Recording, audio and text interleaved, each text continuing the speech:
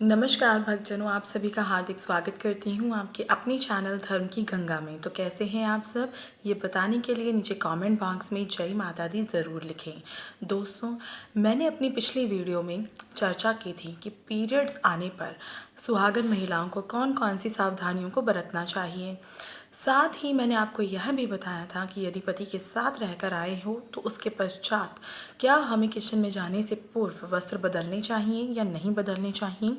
उसी की सीरीज़ में आज की यह मैं दूसरी वीडियो लेकर आई हूँ, क्योंकि पिछली वीडियो बहुत लंबी हो रही थी और वहाँ पर सभी बातों के बारे में जानकारी मैं नहीं दे पाई थी।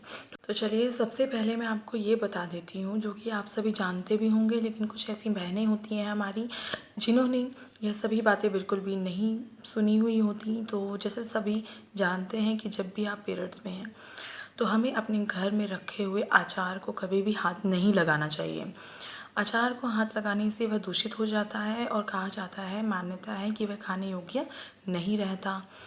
दूसरा नियम कि यदि होता है रेगुलर यूज़ के लिए आप एक मसालदानी में जो नमक अलग करके रखते हैं और एक दूसरी डब्बा जो होता है अलग, जिसमें हम अलग से नमक भर के रखते हैं, तो उस नमक के डब्बे को आपको बिल्कुल भी कदापि भी हाथ नहीं लगाना, क्योंकि कहते हैं कि अगर आप ऐसे अवस्था में अपने घर की वस्तुओं को दूषित करते हैं तो हमारे पति की आयु में घटोतरी होती है। तो साथ ही एक चीज़ कि यदि कई महिलाएं पूछती हैं कि जैसे अगर हम पति के साथ रख के आए हैं तो क्या हमें हमेशा हर बार बाल धोकर ही हमें पूजा करनी है, चाहे संध्या पूजन हो या सुबह का।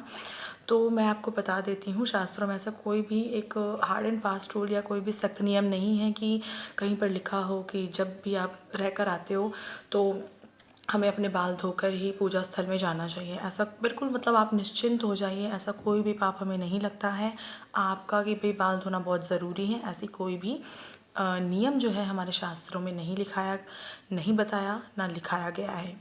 तीसरी जो अब बात है, वो तीसरी बात ये है कि जैसे आप सभी ने, सब लोग जानते हैं, सबकी माताओं बहनों को हमारे जो उनके घर के बड़े बुजुर्ग होते हैं वो बताते हैं कि यदि आप पीरियड्स में हैं तो कदापि जो अलमारी में, जिस अलमारी में आप अपने घर का सोना चांदी रखते हैं, जैसे कहते हैं ना जो दहेज में लेकर आते हैं उसमें सोना चांदी रखा होता है, वहीं पर हम लक्ष्मी गणेश जी का भी पूजन करते हैं हर दिवाली। तो पूरा कोशिश कीजिए कि जो भी आपके नए नए वस्त्र रखे हैं, जो भी आप अच्छे कपड़े हैं, तो ऐसी अवस्था में हमें भूल कर भी उन वस्तुओं को, सोना चांदी इत्यादि, या अलमारी को, उस अलमारी को तो कदापि हाथ नहीं लगाना चाहिए।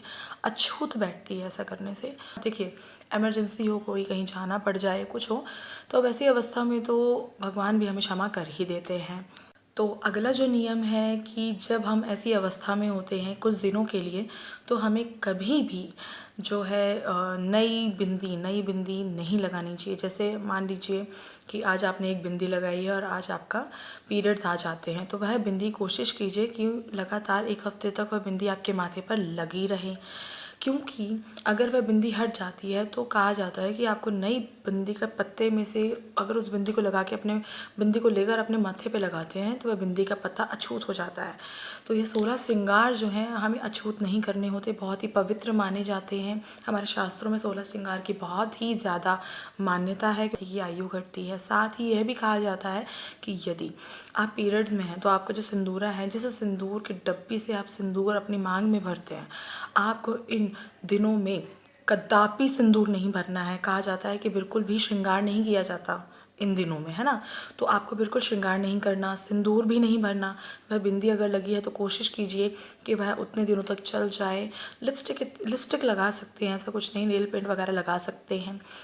यह बात भी क्लियर हो गया। अब अगली जो नियम है वह यह है मेहंदी से संबंधित, कि अगर आप इन दिनों में हैं तो आपको अपने हाथों में कदापि मेहंदी, क्योंकि मेहंदी लगाना एक तरीक़े का शगुन माना जाता है तीज त्योहारों पर, ठीक है। कि कहते हैं ना कि अगर आपको तीज त्योहार आ रहा है तो महिलाओं को मेहंदी लगाना चाहिए, मेहंदी का शगुन करना चाहिए। तो शगुन करने से क्या होता है कि हमारे घर में बरकत, सुख, समृद्धि का वास होता है।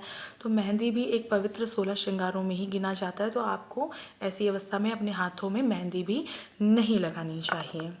तो यह भी क्लियर हो गया। अब अगला नियम जान लेते हैं कि यदि आप ऐसी अवस्था में हैं और आपके घर में कोई कोरे वस्त्र पड़े हैं जिन्हें आपने एक बार भी नहीं पहना, तो बिल्कुल भी आपको ऐसी अवस्था में उन कोरे वस्त्रों को नहीं पहनना चाहिए। सभी नियमों का ध्यान रखते हुए अपने घर में आराम से रहना है। और एक आखिरी चीज़ और है कि यदि आप ऐसी अवस्था में हैं तो कहा जाता है कि पति को भी नहीं छूना चाहिए, क्योंकि ऐसी अवस्था में यदि हम अपने पति को स्पर्श करते हैं तो हमारे सुहाग घटता है, हमारा सुहाग की आयु क्षीण होती जाती है।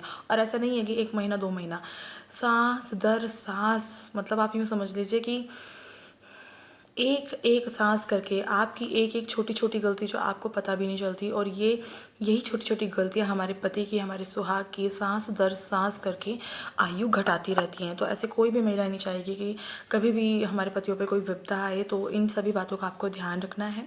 और अगर आज की यह वीडियो आपको पसंद आई हो तो चैनल को सब्सक्राइब ज़रूर कीजिएगा, वीडियो को लाइक ज़रूर करें, साथ ही कॉमेंट में जय माता दी ज़रूर लिखें। तो मिलती हूँ आपसे अपनी अगली वीडियो में, तब तक के लिए नमस्कार।